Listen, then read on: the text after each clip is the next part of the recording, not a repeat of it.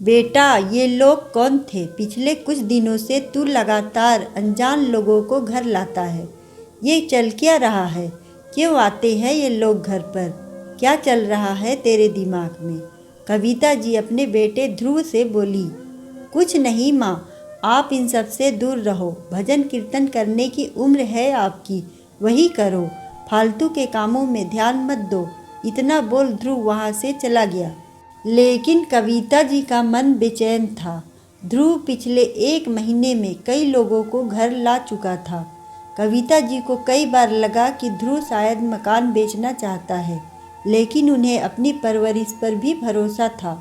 उनका दिल कहता था कि अगर ऐसी कोई बात होती तो ध्रुव उन्हें बताता ज़रूर, और बस यही सोचकर वो अपने बेचैन मन को दिलासा दे लेती। लेकिन आज उनका मन शांत होने का नाम नहीं ले रहा था।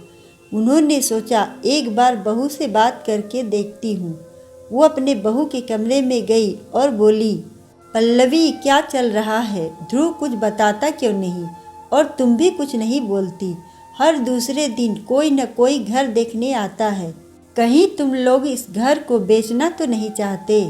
हाँ माँ जी, इसलिए तो ध्रुव ग्राहकों को घर दिखाने लाते हैं। जैसे ही कोई अच्छा ग्राहक मिलेगा, हम ये घर बेच देंगे। हमें लगा था अब तक आप समझ गई होंगी। क्या तुम दोनों ने इतना बड़ा फैसला ले लिया और मुझे बताया तक नहीं? मैं कह देती हूँ, मेरे रहते ये घर नहीं बिकेगा। ये घर मेरे पति की खून पसीने की कमाई से बना है। ऐसे कैसे कोई बेच देगा? माँ जी, ये घर तो आपके बेटे के नाम है। घर उनकी तनख्वाह से चलता है। वो जब चाहे जिसे चाहे ये घर बेच सकता है। और फिर कहाँ जाएंगे घर बेचकर? ले देकर ये एक घर ही तो है हमारे पास। अब ये भी बिक जाएगा तो कहाँ जाएंगे? ये सोचा है तुम लोगों ने? जी बिल्कुल सोचा है। हम दूसरा घर ले रहे हैं और आपको वृद्धाश्रम भेजने का फैसला ले लिया है।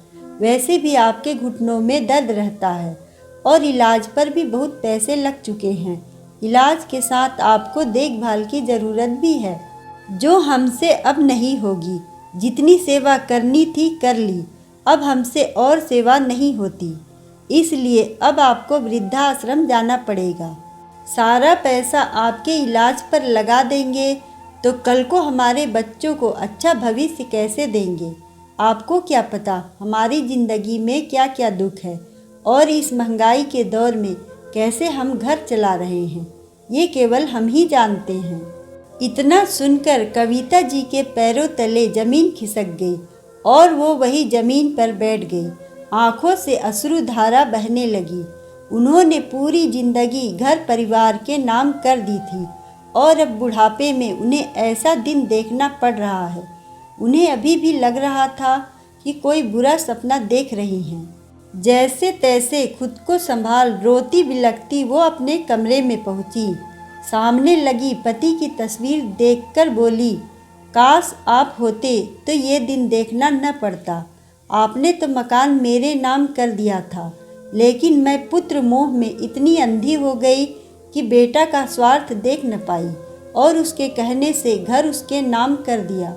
अब वही बेटा मुझे वृद्धाश्रम भेजना चाहता है। माता पिता इतनी उम्मीद से अपने बच्चे को पालते हैं, उनकी खुशी के लिए क्या कुछ नहीं करते। याद है आपको, जब ध्रुव को बचपन में बुखार आता था तो मैं पूरी रात नहीं सोती थी। उसके कारण नौकरी तक छोड़ दी थी। उसकी एक आवाज़ पर दौड़ी चली आती थी। पूरी जिंदगी उसके नाम कर दी थी, लेकिन मुझे बदले में क्या मिला? दूसरा बच्चा तक नहीं किया। ध्रुव इकलौता मेरे बुढ़ापे की लाठी है और आज लग रहा है मेरी वो लाठी मुझसे छूट रही है। रोते सुबकते कब उनकी आंख लग गई उन्हें पता ही नहीं लगा। सपने में उन्हें उनके पति कैलाश बाबू दिखाई दिए। वो कविता जी से बोले, देखो कविता, पहले भी कहता था पुत्र मोह में अंधी मत बनो। आज भी यही कहूँगा। ये घर तुम्हारा है और तुम्हें इस घर से कोई नहीं निकाल सकता। रही बात तुम्हारे निजी खर्चों की, तो तुम इस घर को किराए पर चढ़ाकर अपना गुजारा कर सकती हो। जब तुम्हारी औलाद तुम्हें बोझ समझ रही हो तो तुम क्यों ममता की मूरत बनी बैठी हो? लेकिन ये घर बिक जाएगा तो मैं क्या करूँगी?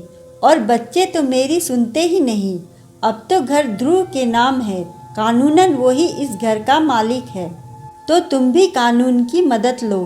तुम पुलिस को फ़ोन करो और बोलो कि बहू बेटे ने गलत तरीके से घर अपने नाम करवा लिया और अब ये लोग घर बेचना चाहते हैं। ये घर बिकना नहीं चाहिए कविता, इसमें मेरे जीवन भर की कमाई लगी है। ये घर बिकना नहीं चाहिए। इतना बोल कैलाश बाबू आलोप हो गए। सुनिए सुनिए, रुकिए, कहाँ गए आप? कविता जी सपने में इतनी ज़ोर से चिल्लाई कि उनकी नींद टूट गई। वो उठी और उन्होंने खुद को संभाला। तभी कमरे में ध्रुव आया और बोला, माँ पल्लवी ने आपको सब कुछ बता ही दिया है। आप अपना सामान बांध लो, कल आपको जाना है। आप फिक्र मत करो, हम आपसे मिलने आते रहेंगे।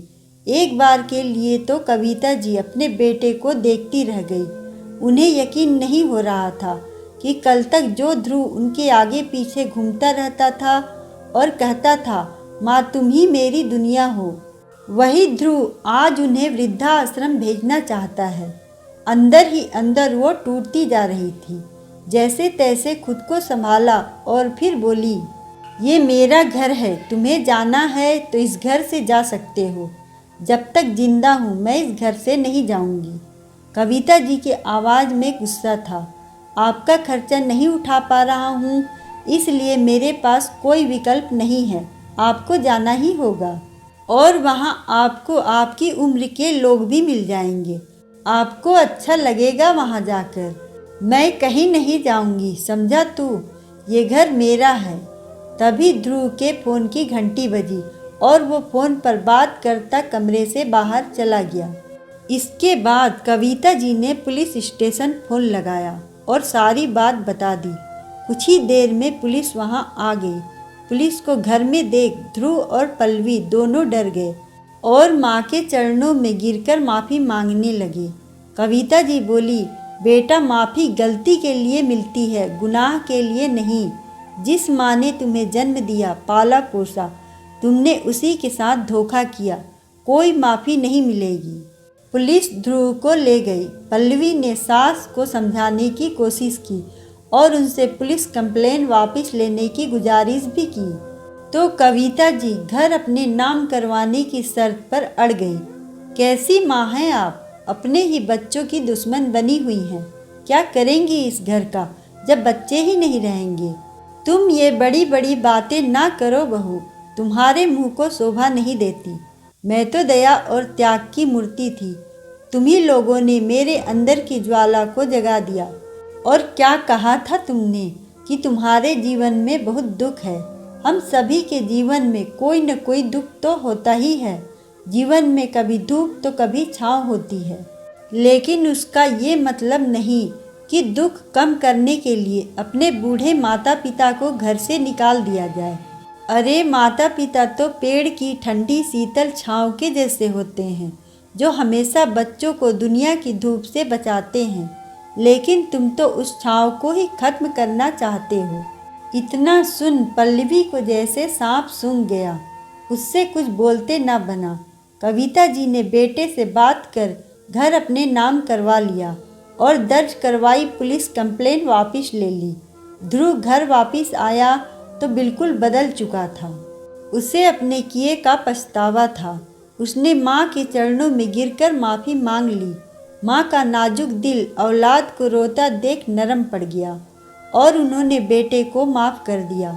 दोनों माँ बेटा खूब रोए और सारे अपराध बोध आंसुओं के साथ बह गए। दोस्तों, कुछ समय पहले मुझे वृद्धाश्रम जाने का मौका मिला। वहाँ बुजुर्ग लोगों की कहानी सुन मेरा दिल रो दिया।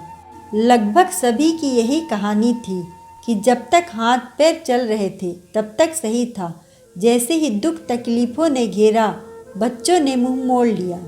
कुछ बच्चों ने तो धोखे से घर व ज़मीन अपने नाम करवा ली और फिर माता पिता को वृद्धाश्रम छोड़ आए। ये कहाँ तक सही है?